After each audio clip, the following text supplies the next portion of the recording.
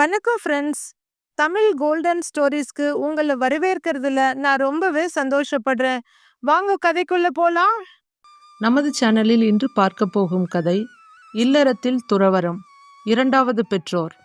அன்று ஞாயிற்றுக்கிழமை காலை 11 மணி ஆகிக் கொண்டிருந்தது. சமையலறையில் ரமா மதிய உணவை தயார் செய்ய ஆரம்பித்திருக்க, அவளுடைய கணவன் விஷ்ணு காய்கறிகளை நறுக்கிக் கொண்டிருந்தான். ஹாலில் இருந்த டெலிஃபோன் ஒலிக்க ஆரம்பித்தது. காய் வெட்டும் பலகையில் அவரைக்காயை கத்தியால் வெட்டி கொண்டிருந்த விஷ்ணு, ரமா ஃபோனை எடுக்கிறியா என்று கேட்டான்.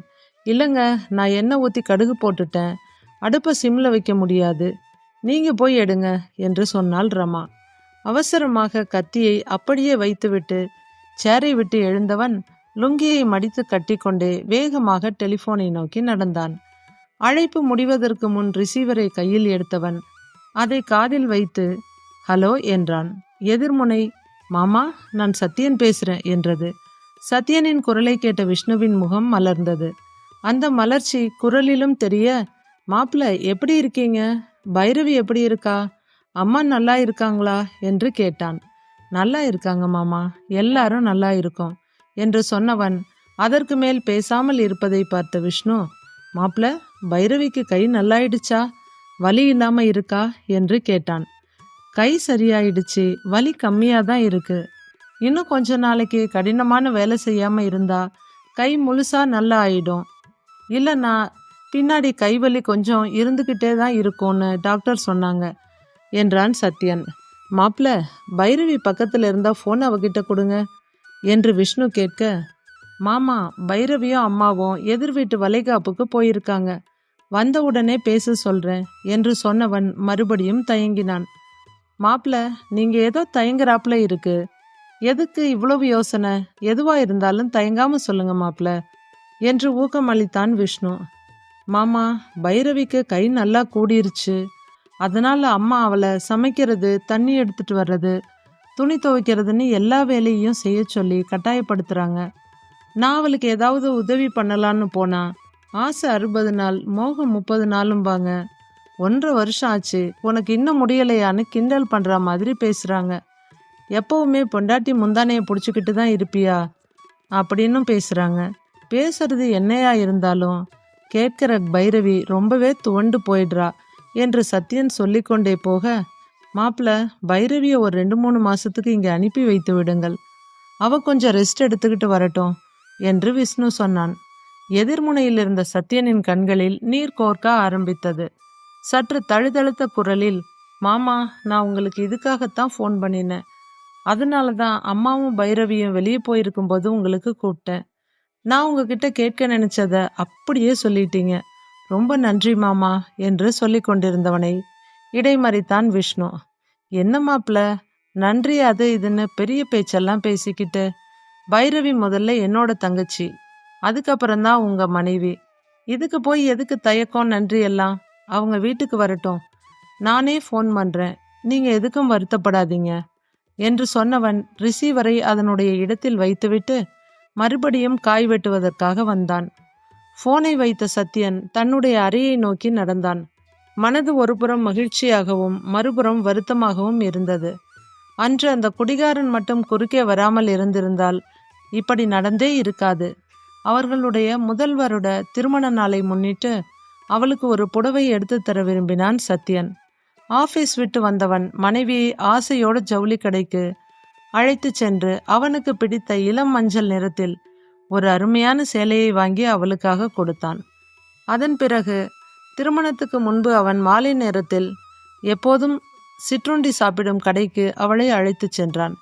அங்கிருந்த விமலா அக்கா, சத்யா, இன்னைக்கு தான் உன்னோட வீட்டுக்காரம்மாவை எனக்கு காட்டணும்னு தோணுச்சா என்று கேட்டுக்கொண்டே அவர்கள் கடையின் ஸ்பெஷல் ஐட்டமான ராகி கொழுக்கட்டையை இருவருக்கும் கொண்டு வந்து கொடுத்தாள்.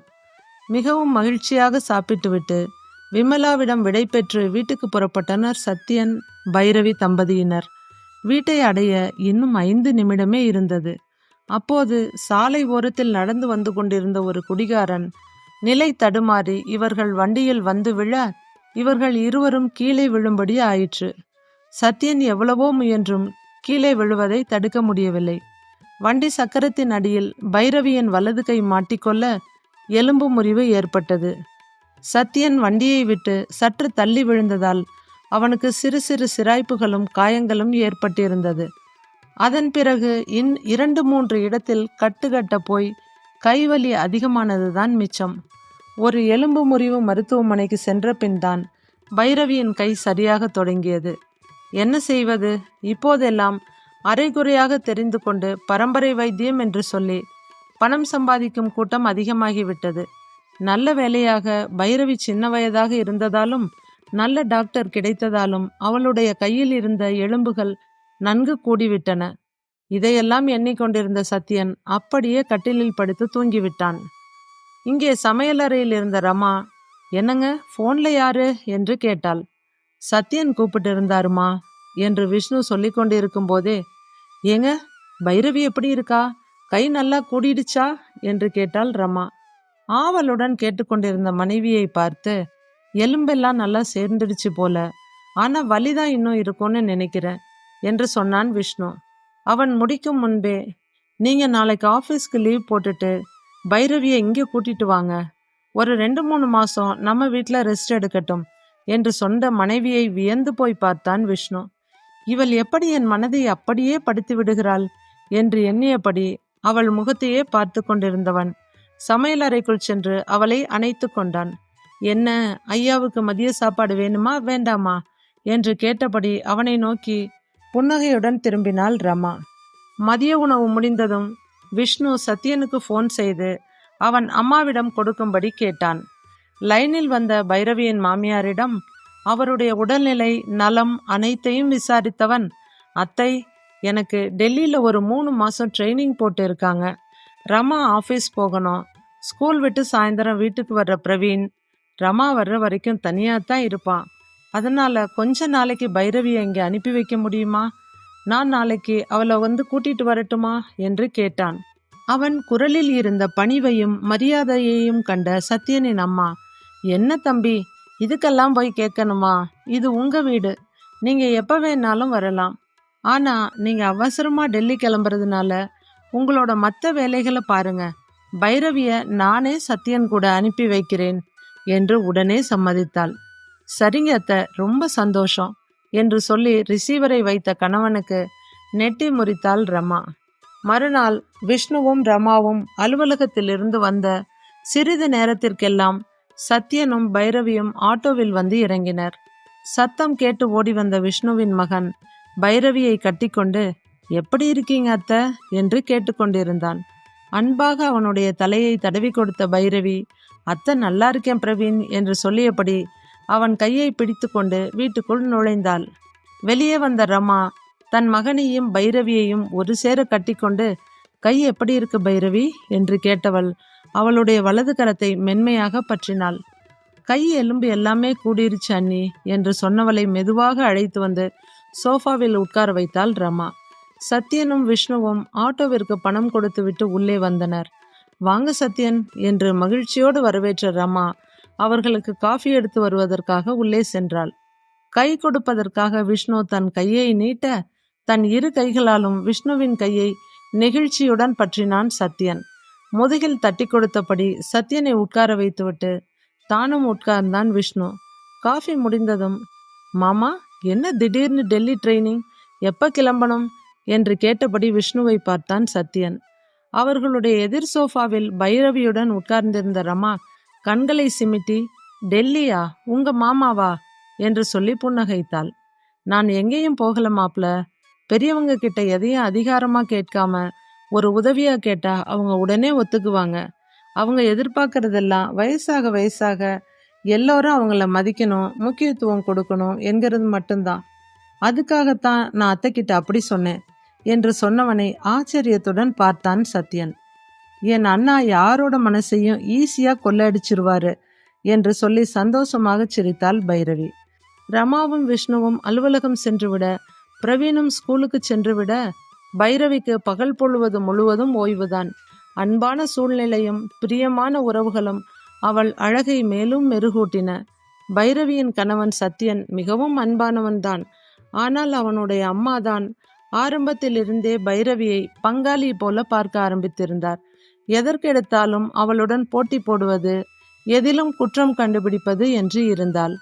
அவளுக்கு அந்த ஒரு வருட வாழ்க்கையே ஏதோ பல வருட வாழ்க்கையைப் போல சலிப்பை தந்தது.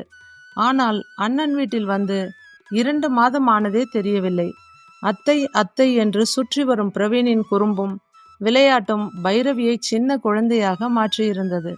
வார இறுதி நாட்களில் அனைவரும் சேர்ந்து சமைப்பது, மாடிக்கு எடுத்துச் சென்று நிலாச்சோறு சாப்பிடுவது என்று வாழ்வே வண்ணமயமாக இருந்தது பைரவிக்கு. அன்று திங்கட்கிழமை பைரவியின் அண்ணனும் அண்ணியும் அலுவலகத்துக்கு சென்றுவிட பிரவீன் பள்ளிக்கு சென்றிருந்தான். ஏதாவது படிக்கலாமா என்று புத்தக அலமாரியில் தேடினாள். அங்கே இருந்த ஒரு புத்தகத்தின் தலைப்பு வித்தியாசமாக இருந்தது. அது அவளுடைய கருத்தை கவரவே அந்த புத்தகத்தை எடுத்து கொண்டு வந்து கட்டிலில் அமர்ந்தாள். அந்த புத்தகத்தின் அட்டையில் இல்லறமும் துறவரமும் என்று அச்சிடப்பட்டிருந்தது. புத்தகத்தை ஆர்வமாக படித்தவள் மதிய உணவையும் மறந்து அதை முழுதாக படித்து முடித்தாள். மாலை அண்ணனும் அண்ணியும் வீட்டுக்கு வந்ததும் அந்த புத்தகத்தை பற்றி பேச வேண்டும் என்று விரும்பினாள். வழக்கத்தை விட சற்று முன்னதாகவே அண்ணியும் அண்ணனும் வீட்டுக்கு வந்தது சற்று ஆச்சரியமாக இருந்தது. அவர்கள் வந்த சிறிது நேரத்திற்கு எல்லாம் ரமாவின் அம்மாவும் அப்பாவும் ஒரு ஆட்டோவில் வந்து இறங்கினர். ரமாவும் விஷ்ணுவும் ஓடி சென்று அவர்களுடைய பையை கையில் வாங்கி கொண்டு அம்மாவை கையில் பிடித்தபடி உள்ளே வந்தனர். உள்ளே நுழைந்த ரமாவின் பெற்றோர் புதிதாக பூத்த ரோஜாப்பூவை போல சிரித்தபடி வரவேற்ற பைரவியை பார்த்து திடுக்கிட்டனர். ரமாவின் அம்மாவிற்கு இதயத்திற்கு செல்லும் இரத்த குழாயில் அடைப்பு இருந்தது. அவர்கள் ஊரில் ஆபரேஷன் செய்யும் வசதி இல்லாததால் விஷ்ணுவும் ரமாவும் வற்புறுத்தவே இங்கு வந்திருந்தனர். ஆனால் அவர்களுக்கு பைரவியை பார்த்தவுடன் திடுக்கென்று இருந்தது. விஷ்ணு இதுவரை அவர்களுக்கு மருமகனாக இல்லாமல் மகனாகவே இருக்கிறான். ஆனால் இந்த பெண் என்ன நினைப்பாளோ? மகளை திருமணம் செய்து கொடுத்துவிட்டு மருமகன் வீட்டோடு வந்துவிட்டனர் என்று நினைத்து கொள்வாளோ? அல்லது தன் அண்ணனின் வருமானத்தை எல்லாம் அண்ணி தனது அம்மா அப்பாவுக்கு செலவு செய்கிறாள் என்று நினைப்பாளோ என்று அவர்கள் மனம் குழப்பமும் வருத்தமும் அடைந்தது. இந்த மனநிலையிலேயே டாக்டரிடம் செக்கப் சென்று வந்தனர். 4 நாட்கள் கழித்து ஆபரேஷனுக்கு டேட் கொடுத்திருந்தார் டாக்டர். இன்னும் 3 நாட்களுக்கு இங்கு எப்படி இருப்பது என்று யோசித்து கொண்டு இருந்தவர்களுக்கு பைரவி ஒரு கள்ளம் கபடமில்லாத பெண் என்பது விரைவில் புரிந்து போனது. அன்பை கொட்டுவதில் விஷ்ணுவுக்கும் ரமாவுக்கும் இவளும் கொஞ்சமும் சளைத்தவள் அல்ல என்பதை நன்கு புரிந்து கொண்டனர். இத்தனை நாளாக தனியாகவே வீட்டில் இருந்த பைரவிக்கு இப்போது ரொம்பவும் சந்தோஷமாகி போனது. அவளுக்கு மீண்டும் ஒரு தாய் தந்தை கிடைத்ததைப் போல மகிழ்ந்து போனாள். ஆபரேஷன் முடிந்த 1 மாதத்தில் அம்மாவின் உடல் நலம் நன்கு தேறி அவள் ஊருக்கு செல்ல விரும்ப ரமாவையும் விஷ்ணுவையும் விட அதிகமாக வருந்தியவள் பைரவிதான். இதுநாள் வரை ரமா மட்டும்தான் அவருடைய மகள் என்று இருந்தது போக இப்போது பைரவியும் அவர்களுடைய மகளாக மாறியிருந்தாள். 3 மாதம் ஓடிப்போன நிலையில் பைரவியை அழைத்து செல்ல வந்திருந்த சத்யன் மனைவியின் தெளிவையும் அழகையும் கண்டு வியந்து போனான். இப்போது பைரவிக்கு அண்ணனிடம் கேட்காமலேயே இல்லறமும் துறவரமும் என்ன என்பது தெளிவாக புரிந்தது. வனத்தில் துறவிகள் ஆசிரமங்கள் அமைத்து வாழ்ந்தபடி அங்கிருக்கும் அனைத்து உயிரினங்களிடமும் அன்பு காட்டி பாதுகாப்பர்.